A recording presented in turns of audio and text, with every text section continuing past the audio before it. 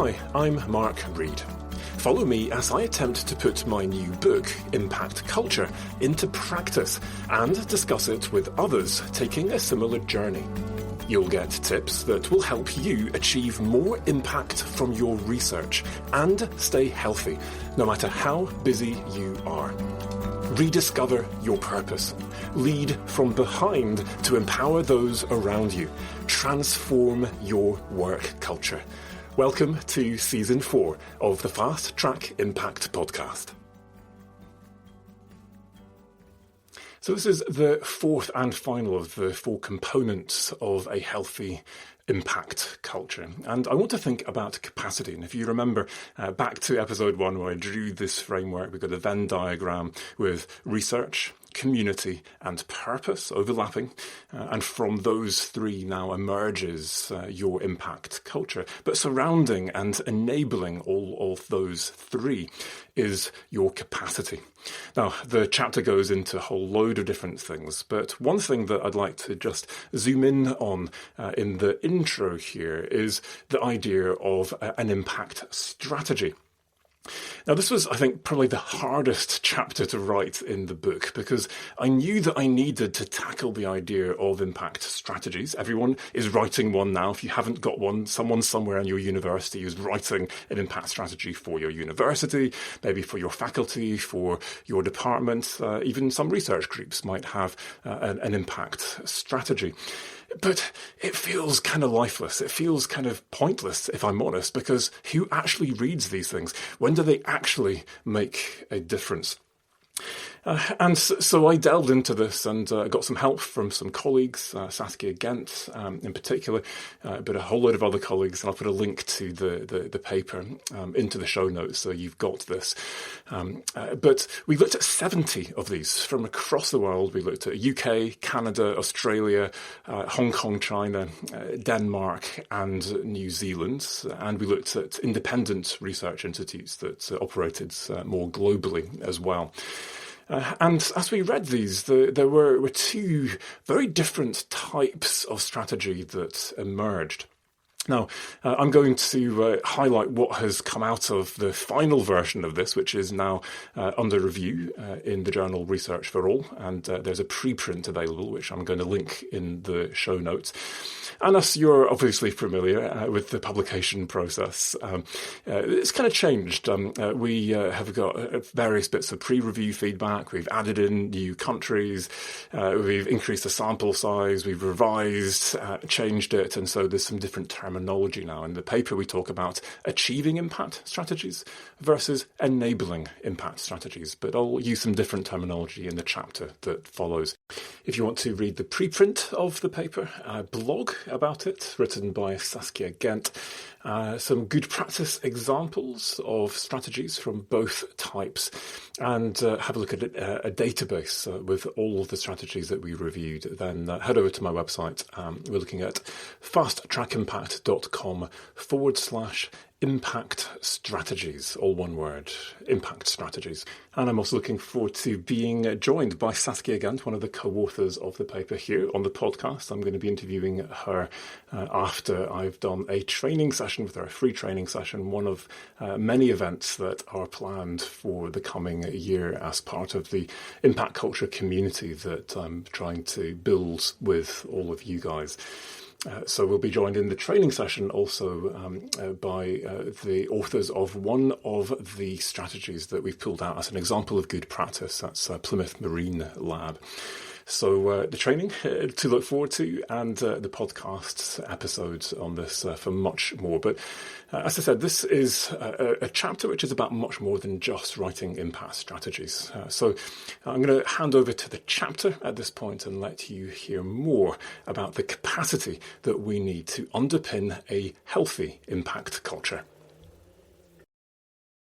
Chapter 17, Building Impact Capacity. Now that you are in the right place at the right time, you will be much more likely to get opportunities to make a difference. However, do you have the capacity to make the most of these opportunities? What can you do to increase your own capacity? And what can institutions do to build capacity for impact? In this chapter, I will share some of the best ideas I have heard from colleagues working in very different types of institutions around the world that can enable you to build your own capacity and shape the capabilities of the institution you work in so you can achieve more impact with the limited time you have. And let's face it, time is the key constraint to impact for most researchers, so that's where I'm going to start. Making more time for impact. Before I get practical, I want to remind you that the only thing more important than time itself is your purpose and priorities. If impact is a priority, you will find time for it. And if you've identified at least one key action that might make a real difference to the publics and stakeholders you are working with, and can devote a small amount of time to it every week, then it is surprising what you can achieve. Like me, you are probably prioritizing impact in the cracks between the tasks in your day job. But if you've done a stakeholder analysis and developed an impact plan, as I suggested previously, now, while you get back to your teaching or whatever other task you have to do for the day, there is a team of people continuing to work on the impacts you want to see in the world. The most dramatic example of the power of this approach happened to me when I got a phone call from someone who had read about my research in a newspaper article. Her name was Dr. Aletta Bon, and she worked for the Peak District National Park as research manager for the Moors for the Future restoration program. I was entering the last year of my PhD at the time, and when she asked if she could use my research as a way of accessing carbon finance for peatland restoration, I told her that this was just an idea we had proposed in our paper, and I had no idea how to turn that idea into reality. Neither did she. That would have been the end of it, but she got me thinking. She had a need that my idea could meet, if only we could turn that idea into reality. I also had a need. My wife and I wanted to start a family, and my PhD was on deserts, which meant significant amounts of time away from home. Growing up, my best friend's dad was an academic botanist, leading plant hunting expeditions every summer for the whole summer. I didn't want to be away from my kids that much. But there are lots of peat bogs in the UK. I'd kept Aletta's number, so when a friend told me about a seed corn fund I could apply for, I called her up and asked what she thought about trying to turn that idea into reality. We got the money, and our first step was to do the stakeholder analysis. I turned up to the Moors for the Future office on a crisp, bright winter morning in the picturesque valley of Edale, where Aletta introduced me over a coffee to a couple of other stakeholders who knew everyone that worked in the area. Together, we drew up a list of organisations and names. They explained who we really needed to connect with as a matter of priority, who we needed to watch out for, and who we should never put in the same room together. They told us there was one person in particular who was the key opinion leader in the land management community. If you can't get him on side, then you won't get any of that community to work with you, and without them, you can't do this project. The only problem was that he was sceptical of desk-based conservationists, and even more sceptical of academics, who may only know nature from books. They told me that if I wanted to get off on the right foot, I should write an introductory letter on headed paper and use the post, as he regarded email as informal and would be unlikely to reply. I followed their advice, and a few weeks later found his reply in my pigeonhole. 2 weeks later, I crept out of bed in the early hours of the morning to collect 2 senior colleagues and drive from Leeds to the Peak District, and we turned up an hour early outside his office. As we waited in the car, my colleagues discussed tactics and concluded quite rapidly that, given what we'd heard about the person we were about to meet, it would be better if I went alone, because I was the only person out of the 3 of us with a British accent. Given that the success of the entire project hinged on the success of this meeting, and I was just a PhD student who had only ever worked in Africa until this point, I was far from happy with this conclusion, but I went with it. We had spoken the night before about what to wear for the occasion, and I had fished out a navy V-neck jumper my mum had given me for Christmas years ago that I'd never worn, in an attempt to look less like a city-dwelling academic. I was ushered through an open-plan office, to an office at the end with a wooden placard on the door, and I shook his hand and introduced myself. I was so nervous that I can't remember a thing about the meeting, except that he loved our idea and was happy to work with us and tell his colleagues and friends. My senior colleagues were delighted, and we celebrated with lunch in a Yorkshire tea house. I remained elated until I got home that evening, and my wife opened the door with a look of incredulity on her face. "Mark," she said slowly, "why are you wearing that hideous jumper with the V-neck at the back?"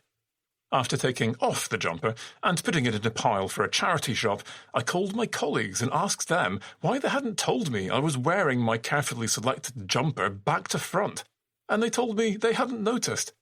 Once an academic, always an academic.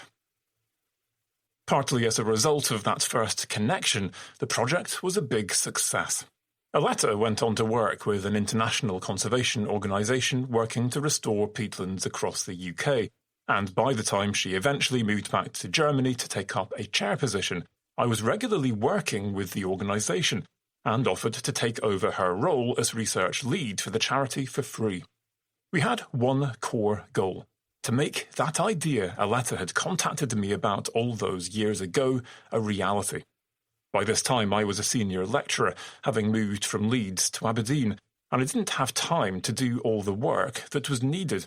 But the conservation organisation I was now working with had organised a series of annual workshops, followed by a commission of inquiry, to try and establish scientific consensus around the key pieces of evidence we needed to achieve our goal. There were gaps in the evidence, and so this was a slow process of many years. But 10 years after that original phone call, we eventually launched the UK Peatland Code to channel private investment into peatland restoration. Now, through connections from this charity, I am working with a United Nations organisation on getting private finance to restore damaged peatlands, which are among the most important contributors to climate change from land in some of the poorest nations of the world. I am just one small part of a network of researchers feeding into this work, and that's how it should be, as they want to draw on the best available evidence from around the world. The point I'm trying to make, however, is that I am working with teams of stakeholders who want to see the same impacts as me, and so with limited inputs of time from me, we are achieving impacts on a scale I could never have imagined on that cold autumn day in Edale. There are 3 very practical messages from this story.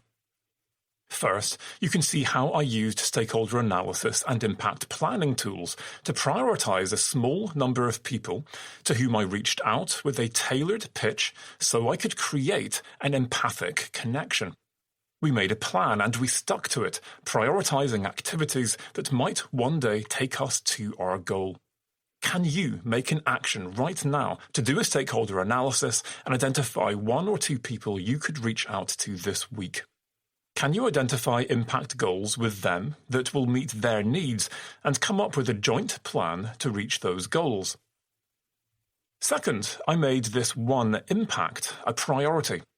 Everyone else on our original team moved on to other things, but I kept pursuing that original idea, bending what little time I had for impact towards that one goal, and finding others who shared my goal who could devote more time to it than I had. Can you find an impact you believe in enough to make it a core priority? Can you find others who share your passion and join their teams? Who else is trying to achieve something similar, who might be able to help you achieve your goal? Can you set aside a small amount of time each week to work on this goal, even if that's just taking an hour for lunch and spending half of that each day working on this impact? Third, I built that priority into successive projects, finding resources to keep pursuing our goal and building time to pursue impact into the roles I advertised on those projects. As part of this, I took a secondment with a government department, and I included a secondment with the charity for one of my postdocs in the last project I led on peatlands. Can you build your impact priority into your existing role, or into a role description for a future post? Can you build this priority into your next project, or apply for funding specifically to support your impact? While there may be more you can do to make time for impact than you expect, it is also important that we have some help from our institutions.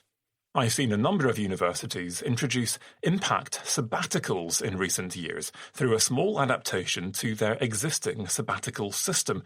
Now, in addition to proposing a strategically important piece of research you would like to prioritize on a sabbatical, you can propose a program of work to achieve an impact goal.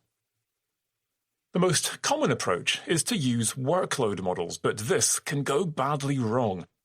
The key challenge is how to allocate time to impact when one person might have to take a few hours a week for many years, as I did, to achieve the same impact another person might achieve with a few well-placed conversations if the time is right and there is a window of opportunity.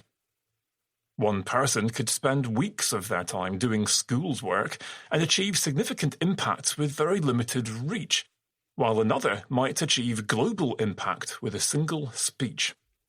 Others spend years working on impacts that get blocked when a new government takes power and have nothing to show for their work. There are 3 different solutions to this, each of which I've seen working successfully. 1. Assign workload for impact based on the number of hours spent engaging in impact during the previous year, regardless of the outcomes of that engagement. 2. Assign workload for defined impact generation or evaluation tasks, for example, to do a secondment, visit different countries to engage with policymakers, launch a spin-out company from research, and write up an impact case study. 3. Assign workload to impact-related roles, for example, as Director of Impact for a school or centre, or as an impact champion or similar. Build skills for impact. Once you've done your stakeholder analysis and made a plan, the most important skill you can build is conversational. You need to get out of your comfortable current networks and start having conversations with people outside the academy who share your interests, even if that's just on social media to start with. Even if these conversations don't go anywhere yet, you are building your impact potential. It is rational to feel some fear as you contemplate meeting people from different backgrounds, especially if you were running a workshop. You may already have had negative experiences with trolls online, and it is no fun imagining interacting with people like that in real life. That's why I do basic facilitation training in all my introductory impact courses. While I hope that researchers might go on to do more in-depth training with companies like Dialogue Matters, who originally trained me as a facilitator, I believe that a few skills can go a long way if you focus on how to manage power dynamics, and let the techniques facilitate those dynamics for you as far as possible. As with many other impact skills, practice and experience are as important as the skills themselves. So get some training and then try out your new skills in low-risk situations, for example by making your teaching more interactive.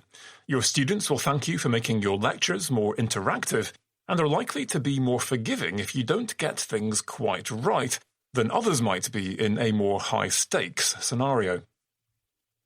The skills you need to generate impact from your research will vary depending on the nature of the impacts you seek and for whom you seek these benefits. You will be able to rely on others in your institution for many of the more specialist skills, for example around patents and intellectual property, and you can hire in consultants to do many other things if you have the budget, for example filmmakers, designers, and event organisers. There are also many skills you can learn yourself, ranging from designing workshops to creating a social media strategy, and from influencing skills to using your voice effectively. Find out what training your institution has to offer, and if they don't have what you need, look elsewhere. In some cases, your institution or project may be able to pay for this. With enough foresight, you can build training budgets into externally funded projects. If your institution can't pay for additional training, you shouldn't give up. You don't give a second thought to buying home office supplies from your personal budget because having an operational printer is a priority. Many researchers also pay to be a member of a professional or academic society. In the same way, if impact is a priority, then why not save up for some training? When I was an early career researcher, I took on small consultancy jobs and reinvested the money they paid in things I thought would further advance my career, like books, training, and conferences. In case this sounds like I'm subtly pitching for you to come on one of my courses, I don't run courses that researchers can book onto. I only provide training for institutions. My message is much less subtle. Invest in yourself and get the skills you need to achieve your impact goals. Alternatively, you might be able to organize your own training for free as a skills swap if you can find an institution that needs something you could provide from your team. For example, I wanted to get training in how to do a policy evaluation, and who better to provide this than the civil servants I was working with in government? So I pitched a training swap. I'll come to London and run a workshop on stakeholder engagement for your team in the morning if you do policy evaluation training for me in the afternoon. I'm organising a training programme for researchers through the UN body I'm working with, and we've followed a two-step process in which we first sought and ranked the training needs of the group, and then asked everyone in the group to tell us if they were able to offer training that would meet any of these needs. It is a large enough group that we were able to match someone from the group as a trainer for every topic the group had prioritised. The act of providing training is not only an important pathway to impact, it can be a great way of enhancing your own skills in the area you're training in. If you want to become truly expert at something, you need to do 3 things. Learn how to do it regularly, and then show others how to do it. This last step of showing others often reveals the limits of your own knowledge, forcing you to go deeper than ever before, whilst giving you the opportunity to learn from those you train, as you have to consider new application contexts and challenges as people work out how to apply what they are learning with you. You don't have to be the world expert in something to show someone else how to do it. The first training course I ever ran was during the 2nd year of my PhD, when I realised that the UN agency I was working with in Botswana could be collecting better quality social science data through its interviews and workshops. I wasn't an expert. I'd only just completed my own training in how to collect this sort of data. But I could see that my UN colleagues could benefit from learning what I had learned, so I showed them. Then we went into the field together and tried out what we'd learned, and they gave me as much feedback as I gave them, as I very imperfectly attempted to demonstrate what I had taught them. Most institutions have their own internal training programs for impact, so rather than boring you with descriptions of what these contain, I will conclude this section with some of the best ideas I have seen and heard as I have talked to training teams around the world when I'm delivering my own sessions with them. Many universities offer training as part of the induction process for new staff, and increasingly impact training is part of this package for research and academic staff. I know of one university that has integrated stakeholder analysis and methods for engaging with hard-to-reach groups into their diversity and equality training, which all new starters have to attend for legal compliance reasons. A number of institutions are now tailoring their impact training to the needs of their staff through the creation of individual training plans, providing access to a series of training modules that can be selected to meet the specific needs of the researcher and the impacts they want to generate.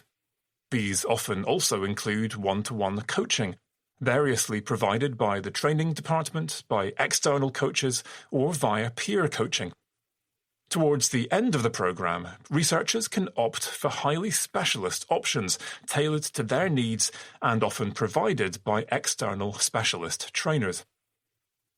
I know many research groups and centres that have run online impact training with face-to-face group workshops at the start, middle and end to enable colleagues to discuss what they are learning. You can use the same model for one-to-one mentoring using my free online impact training, knowing that the person will receive 6 emails over 6 weeks with each stage of the course, so you can organise your meetings with them around this schedule. Many universities now have their own online impact toolkits that include training resources. A quick way to build these up is to ask external trainers if you can record their sessions with a professional filmmaker, later breaking these up into bite-sized chunks to integrate with written materials, tools, and case studies. Offer employment and CV building opportunities to PhD students and postdocs to help provide continuity of employment between projects, for example helping with event design, organisation and facilitation, or impact evaluation and evidence gathering. The impact skills and contacts they gain can help build their own impact potential and capacity for future research, while helping the projects they are assigned to. Such posts are typically funded by universities, but targeted effectively, they can be a cost-effective way of supporting established teams in their impact, while retaining talented researchers in the institution. Some institutions have gone further and have long-term positions for researchers who want to focus on impact without swapping from an academic career path to professional services. I helped set up and train a cohort of Knowledge Exchange Fellows across the N8 group of universities in the north of England, and the majority of these researchers have since gone on to secure permanent academic positions. For this to work, it is important to ensure they get significant time for research as well as impact, and we also encouraged colleagues in more applied disciplines to integrate their impacts into their papers or write papers about their impacts where possible. Ghent University offers open-ended postdoctoral contracts for coordinators of interdisciplinary research consortia, which are centrally funded to deliver impact from research across the institution. They also have adapted their promotion procedures so that it is possible to progress on an impact track all the way to professor alongside excellent teaching and/or research. Not all of these ideas will be possible in your institution, but if these ideas are out of reach because you lack resources, then you might want to consider some of the ideas in the next section. Resource impact. If impact is a strategic priority for your institution, then you can reasonably expect some resources to be allocated to stimulate and support the generation of impacts from research. However, it can be challenging to convince university executives to put their money where their mouth is. One of the most impressive success stories I've seen of an impact team that made the case for internal resources was the team at Northumbria University. Their first impact manager, Dr. Lucy Jowett, was made permanent, and a second impact manager, Dr. Alicia Pert, was appointed in 2017. Lucy and Alicia knew they needed more help to support the volume of work needed in the lead-up to the next Research Excellence Framework deadline in 2021. There was limited understanding or engagement with impact from academics at the time, and little appreciation of the scale of the task ahead from senior leaders. To tackle this, they set about engaging with key staff, gaining trust, and assessing impact across every research group and department in the university, assessing the significance and reach of each impact, the strength of evidence to support impact claims, and the quality of research underpinning the impact. Once this was complete, it was clear that the majority of impacts submitted to the process needed significant work if they were to be genuinely significant, far-reaching, and well-evidenced. On the basis of this evidence, 2 more permanent impact coordinators were appointed in 2018.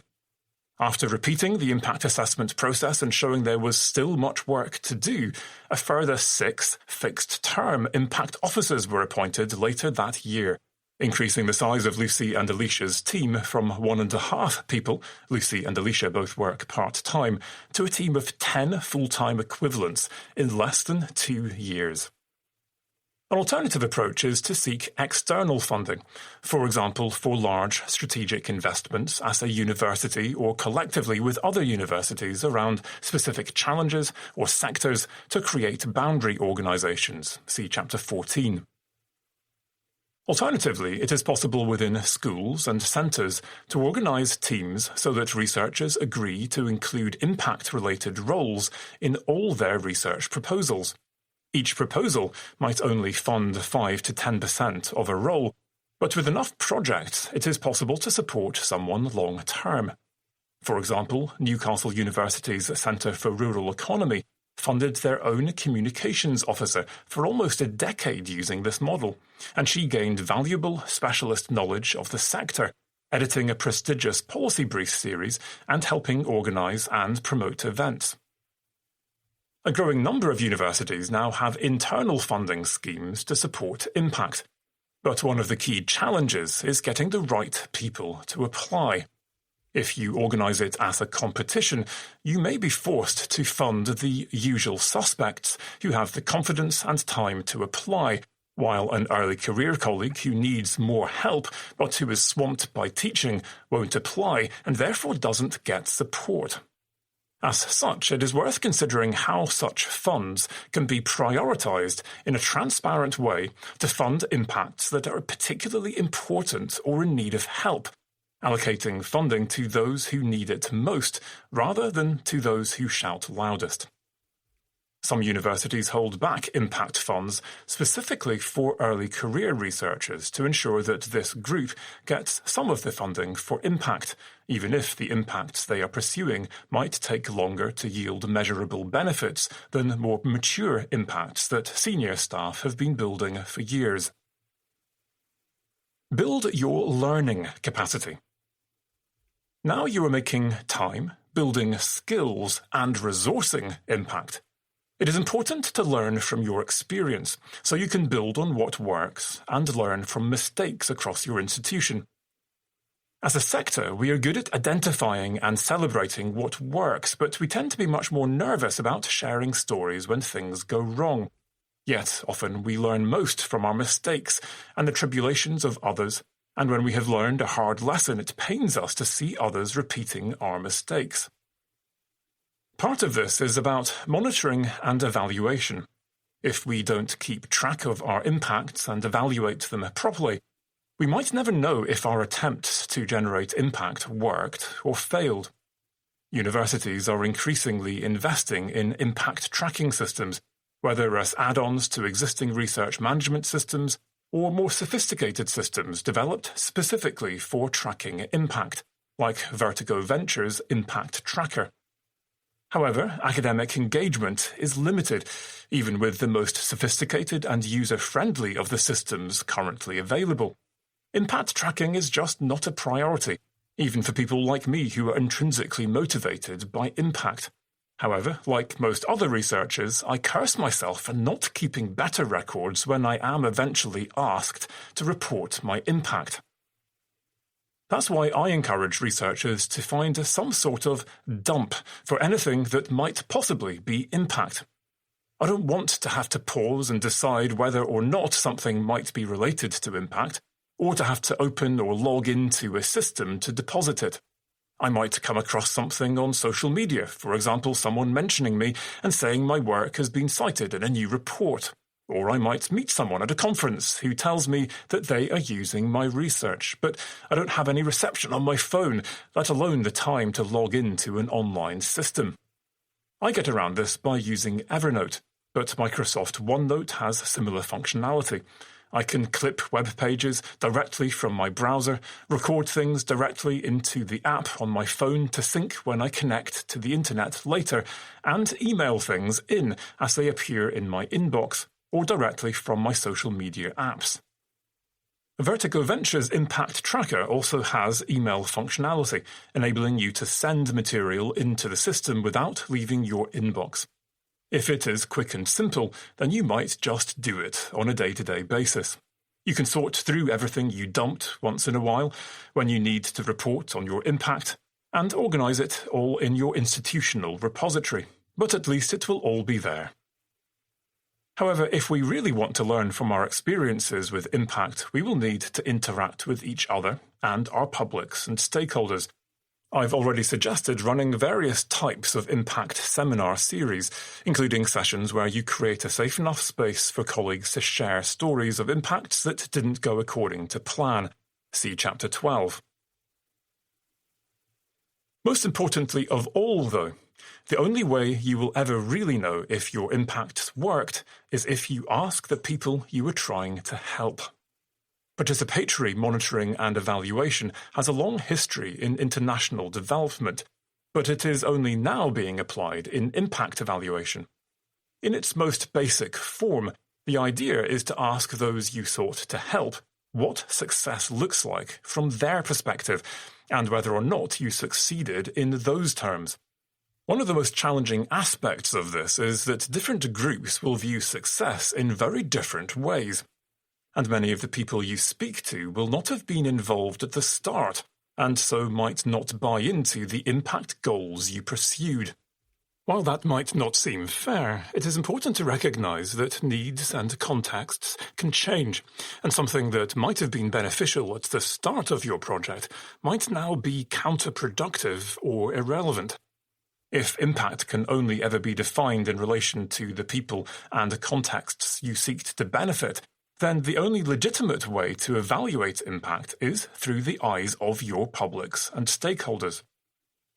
In contrast, the terms of reference for many impact evaluations in academic settings narrowly focus on a search for measurable benefits, rather than taking a more balanced approach to understanding both the positive effects, intended and unintended, and the negative effects of research. To do this, you have to look deliberately for what might have gone wrong. When I'm doing testimonial interviews as part of an impact evaluation, I will always ask if there was anything that went wrong or that we could have done better. It is often only after I ask this question that the stories of what went wrong begin to unfold. In one interview with a female professor about the impact of my training, she told me how my advice had enabled her to achieve things she had previously thought impossible. However, when I asked her if anything had gone wrong, she told me a horrific story of online abuse that she had suffered as a direct consequence of following my advice to use social media as one of her pathways to impact. Painful as it was to hear what had happened, I had the opportunity to apologise and to do what I could to make amends, and I was able to change my own practice to take a much more cautious approach in future training sessions. This is the point of monitoring and evaluating your impact. You learn how to do things better. Yes, it might also enable you to write your impact up for your funders or as a case study. But if you research your impact sensitively, even these case studies can offer lessons for others who follow in your footsteps. Learning from your experience is an essential part of the research impact cycle. It is this bigger thinking that we are trying to get to when we try and think strategically about our impact as an institution, and it is to impact strategy that I want to turn now. Do you need an impact strategy?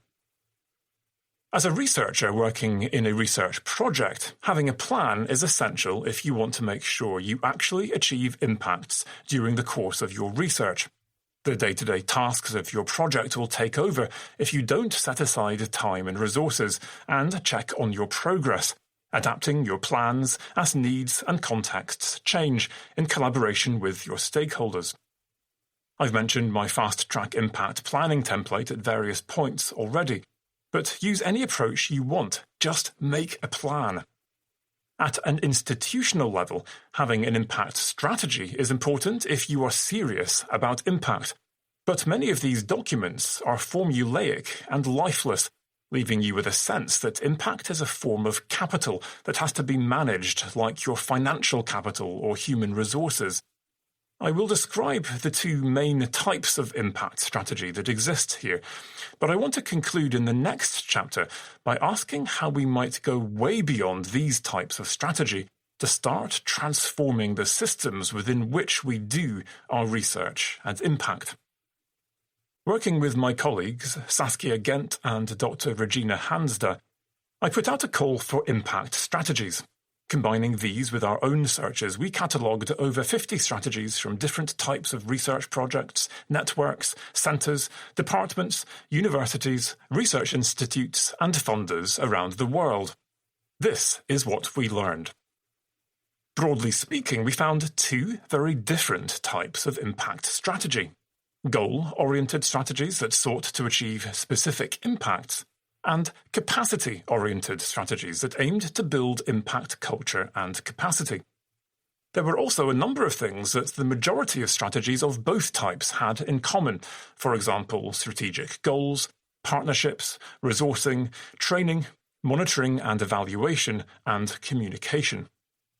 Your first task is to decide which of the following two types of strategy is best suited to your context and purpose, or whether you want to combine the best bits of both approaches. 1. Goal-oriented strategies. Goal-oriented strategies tend to be associated with organizational units focused around specific challenges or themes, for example, projects, interdisciplinary challenge themes, centres, and mission-focused research institutions, such as Scotland's Rural College or the Consortium of International Agricultural Research Centres, and funders, for example the British Heart Foundation or directed programmes funded by a government's research councils. The key feature characterising this type of impact strategy was the specific impact goals driving the strategy. These goals were aligned with real-world challenges and tailored to meet the need of specific beneficiary groups. Many of the strategies my colleagues and I reviewed aligned impact goals in their strategy with the UN Sustainable Development Goals, often using heat maps and radar diagrams to visualize the overlap. Linked to this, these strategies tended to identify beneficiary groups explicitly, sometimes linking goals to beneficiaries using diagrams, and sometimes providing evidence of the needs and challenges these groups faced, which the research aimed to address. Goal-oriented strategies often included a theory of change, and sometimes referred to a logic model, showing how strategic goals and research might lead to impacts through the generation of research outputs and impact generation activities. Although this type of strategy rarely referred to an implementation plan, implementation activities were often integrated into the strategy. These impact generation activities were sometimes tailored to the needs and context of beneficiaries, sometimes explicitly considering the need to adapt to the needs of vulnerable or hard-to-reach groups. This type of strategy was the most likely to identify risks and assumptions on the pathway to impact, sometimes offering ways of mitigating these risks. Finally, these strategies tended to articulate the relationship between research and impact in more depth, and have a number of strategic goals and activities designed to better align research with impact, for example by stimulating interdisciplinary collaboration, co-production, or systems thinking. 2. Capacity-oriented strategies. Capacity-oriented strategies tended to be developed by universities and research institutes to build capacity and culture across the institution. They were often integrated as a small part of a wider research or university strategy, which would include values and a mission or set of goals that included impact. The more of these I read, the more similar they all started to sound to each other, and the more meaningless. If all the universities I train have such similar values and goals, why do I hear such different and often opposing things from their staff? I have to confess that I have never read the university strategy of any of the institutions I have worked for, and I suspect that very few of the people I have trained have read them either. Very few strategies we read referenced an implementation plan, and it was hard to escape the conclusion that these documents served some higher administrative purpose, rather than actually being used to change how people work on the ground. The most significant feature characterizing these strategies was their focus on institutional structures, mechanisms, and resourcing for impact. Many of the professional services staff working with these strategies had suggestions about how they could add value to the grant application process. For example, get actively involved in the internal grant review process, so you get to see proposals while changes can still be made to progress impact. Work with your grants and contracts team to get notified of all new major grants. Review proposals to pull out impact components, and meet principal investigators, PIs, prior to the project commencing to make an impact plan. Explore how to better support impact potential from smaller projects, most realistically by linking up with other related smaller or larger projects to provide support to these consortia of projects. Follow up systematically with award holders to see how their pathways to impact are progressing, to ensure impacts are being recorded, barriers overcome, etc. In addition to meeting PIs, facilitate meetings with stakeholders and in-country international partners to discuss impact and identify wider team training needs, giving them access to your own institutional online resources where possible, and inviting them as external participants to internal online training courses. Create your own integrated theory of change and stakeholder map for all funded projects, grouped into themes, so you can see potential connections between projects and the impacts and stakeholders they are working with. Do this via 2 rounds of interviews with PIs, first to identify impacts, pathways, and stakeholders, then to explore potential linkages and build collaborations. Many capacity-oriented strategies aimed to create opportunities for impact, often through strategic partnerships. See Chapter 13 for some of the best ideas. While this sounds boring and predictable, there were some interesting approaches to this, which you can listen to in Chapter 14. Many also included goals to build or enhance impact culture, but there were few concrete activities linked to these goals. The most common ones we found were internal networks and events. See Chapter 14 for these ideas. Impact awards. See Chapter 12 for some cautionary words on these. And integrating impact into promotions. As mentioned in Chapter 1, the majority of UK universities now include impact in their promotions criteria. The majority of impact-related promotions criteria referred to REF impact case study development, with a few stipulating contribution to a case study that scored above a certain threshold. Some required evidence of impact to be submitted with promotion applications using impact criteria, in some cases stating that testimonials could be used to prove impacts. Others focused more on the amount of engagement activity a person had done rather than the outcomes, not requiring applicants to prove their activities had actually led to impact. Some included different expectations depending on the level of promotion sought, with evidence of tangible impacts more likely for senior promotions. Finally, this type of impact strategy often linked impact to teaching and the student experience. For example, there are now impact modules in many degree programs, either showcasing impact from researchers in the department or, more usefully, providing students with skills they can use to generate evidence-based impacts in their own careers or activism. Diagnostic questions to help you build capacity for impact. Having listened to the last 3 chapters, I would like you to ask yourself the following questions. Are there a range of impact opportunities that might inspire and connect with the intrinsic motives of very different researchers in your institution, Or do you only value opportunities that have the potential to generate significant and far-reaching impacts? Do your researchers have the skills they need to generate impact or opportunities to gain mastery and confidence in new skills? Do you have the resources to support the kinds of impacts colleagues want to pursue? Are you able to systematically learn and share lessons about what works and does not work when generating impact? And are you able to tell evidence-based stories about what works? Do you have strategic partnerships or institutions or people who sit between organizations you seek to serve?